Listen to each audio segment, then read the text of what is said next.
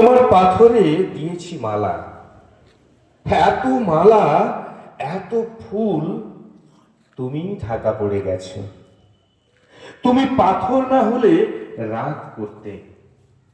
৫৬ বছর আগের এক মধ্যরাতে এলগিন রোডের ৩ তলার ঘরে আলো জ্বলছিল। চাদর গায়ের এক ছায়া মূর্তি পাইচারি করছিল অবিরাম। বাইরের রাস্তায় ইংরেজ পুলিশের চর সতর্ক সজাগ চোখে দেখছিল। তার সব সতর্কতাকে বুদ্ধু বানিয়ে তুমি তখন অন্ধকারে বুক চিরে ছুটে চলেছ আলোর পথে। দেশের মানুষ, কাক পক্ষী কেউ টের পায়নি।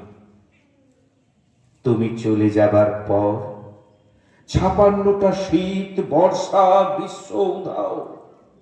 তুমিও সেই থেকে প্রত্যেক জানুয়ারিতে পৃথিবীর এ পাড়া ও পাড়া সব মাটিতে তোমার অনশ্বর পায়ের ছাপ, সব রাইফেলে তোমার বুকের বারুদ, সব কুচকাওয়াজে তোমার সেনার ছন্দ পরশ পাথরের মতো স্বাধীনতাকে খুঁজেছে তোমার অন্তরে লুকিয়ে থাকা খ্যাপা।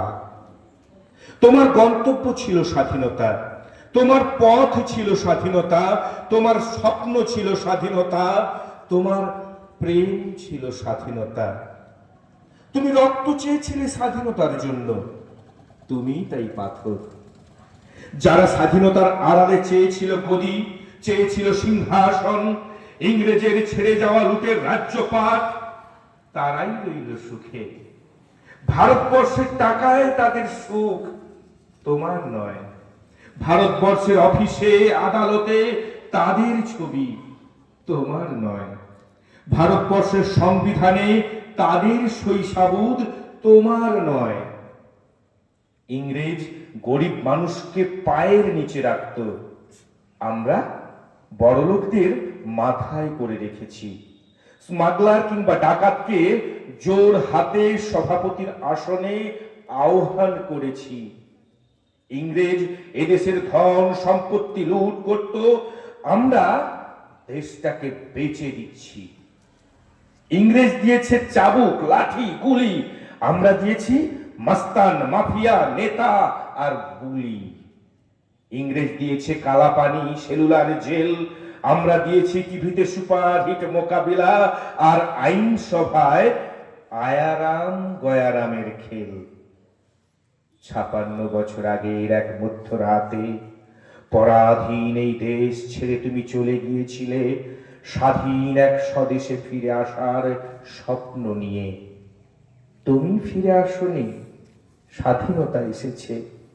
তার কাঁধে ঝুলি ভরে নিয়ে এসেছে ভোট নামক রাজস্ব যোগ্য, গণতন্ত্র নামক চিরায়ত মৎস্যন্যায়, প্রগতি নামক লোক ঠকানো স্ট্যাটিস্টিক্স, সংহতি নামক বিস্ফোরণের চুরমার, ঐতিহ্য নামক মন্দির মসজিদের ঝগড়া, আর সমুদ্র হিমাচল ভরিয়ে দেওয়া ভাষণ, ভাষণ আর ভাষণ।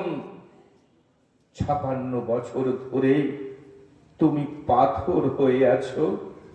৫৬ বছর ধরে ভারতবর্ষ অধীর অপেক্ষায় কান পেতে আছে।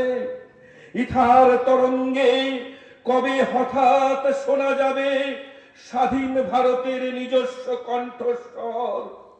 আমি সুভাষ বলছি। নমস্কার।